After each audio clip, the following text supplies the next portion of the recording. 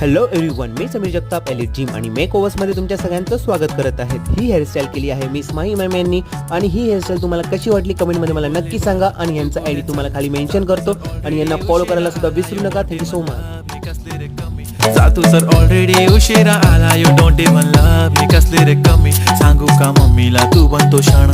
माझी सासू तुझी मदर ए माझी होणारी Humsafar. I like your beauty I like your fashion. तुझ्यावर थांबून आहे माझी नजर.